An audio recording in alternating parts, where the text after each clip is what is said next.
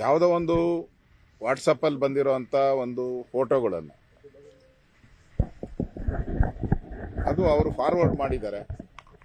ಅದ್ರ ಮೇಲೆ ಕಂಪ್ಲೇಂಟು ಆಗಿದೆ, ಅವ್ರನ್ನ ಅರೆಸ್ಟು ಮಾಡಿದ್ದಾರೆ, ಅವ್ರನ್ನ ಜೈಲಿಗೂ ಕಳಿಸಿದ್ದಾರೆ. ಮುಗ್ದೋಯ್ತು ಅಲ್ಲಿಗೆ. ಕಾನೂನು ಪ್ರಕಾರ ಪೊಲೀಸರು ಏನು ಕ್ರಮ ತೆಗೆದುಕೊಳ್ಬೇಕು ಅದನ್ನು ತೆಗೆದುಕೊಂಡಿದ್ದಾರೆ. ಅಲ್ಲಿಗೆ ಪೊಲೀಸ್ ಇಲಾಖೆದು ಮುಗೀತು. ಇನ್ನೇನಿದ್ರು ಕೋರ್ಟ್ ತೀರ್ಮಾನ ಮಾಡಬೇಕು, ಕಾನೂನು ತೀರ್ಮಾನ ಮಾಡಬೇಕು. ಇನ್ನು ಪೊಲೀಸರ ಕೈಯಲ್ಲಿ ಏನೂ ಇಲ್ಲ.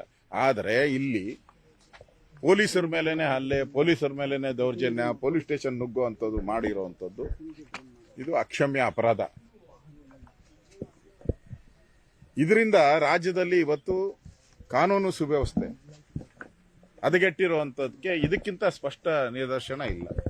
ದಿನನಿತ್ಯ ನಾವು ನೋಡ್ತಾ ಇದ್ದೀವಿ. ಇಡೀ ಕಾನೂನು ಸುವ್ಯವಸ್ಥೆ ಹಾಳಾಗಿರುವಂಥದ್ದು ನಾನು ಹೇಳ್ತಾ ಇಲ್ಲ. ಸ್ವತಃ ಇವತ್ತು ಮಂತ್ರಿ ಯಾರಪ್ಪ ಅವನು, ರಾಜಣ್ಣ ಅಂತ ಮಂತ್ರಿ, ರಾಜಣ್ಣ ಅವರು ಮಂತ್ರಿ ಹೇಳಿದ್ದಾರೆ, ನಾನ್ಸೆನ್ಸ್ ಅಂತ ಹೇಳಿದ್ದಾರೆ. ಮತ್ತೆ ಥೂ ಅನ್ನೋ ಪದನ ಉಪಯೋಗ ಮಾಡಿದ್ದಾರೆ ಅಂತ ಅನ್ಸುತ್ತೆ. ಇದೆಯಾ ನಿಮ್ಮ ಮೊಬೈಲ್ ಅಲ್ಲಿ? ಇದೆಯಾ?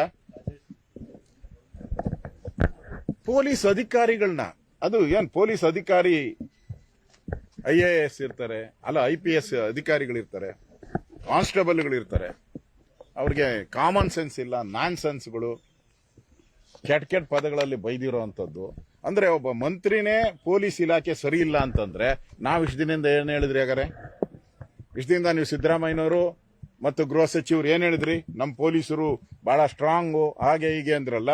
ಈಗ ನಿಮ್ಮ ಕೊಲಿಗೆ ಹೇಳ್ತಾ ಇದ್ದಾರಲ್ಲ, ಕ್ಯಾಬಿನೆಟ್ ಕೊಲಿಯು, ಪೊಲೀಸ್ ಇಲಾಖೆನೇ ಸರಿ ಇಲ್ಲ ಅಂತ ಹೇಳಿದ್ದಾರೆ ಅವರು. ಅಂದ್ರೆ ಮುಚ್ಚಿರಿ ಪೊಲೀಸ್ ಸ್ಟೇಷನ್. ಹಂಗಾರೆ ಯಾಕೆ ಇಟ್ಕೊಂಡಿದ್ದೀರಾ ಸರ್ಕಾರ?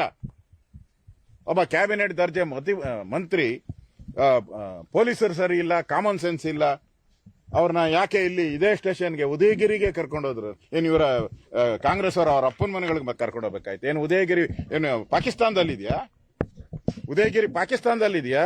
ಇಲ್ಲೂ ಅಂಬೇಡ್ಕರ್ ಕಾನೂನೇ, ಎಲ್ಲಾ ಕಡೆನೂ ಈ ದೇಶದಲ್ಲಿ ಅಂಬೇಡ್ಕರ್ ಕಾನೂನೇ ನಡೆಯೋದು. ದೊಡ್ಡ ಪುಸ್ತಕ ಹಿಡ್ಕೊಂಡ್ ಬರ್ತೀರಾ? ಖಾಲಿ ಪುಸ್ತಕ ಹಿಡ್ಕೊಂಡು ಬರ್ತಾ ಇರ್ತೀರಲ್ಲ ಪಾರ್ಲಿಮೆಂಟ್ಗೆಲ್ಲ. ಏನು ಉದಯಗಿರಿ ಏನು ಕಾನೂನಿಲ್ಲ ಇಲ್ಲಿ?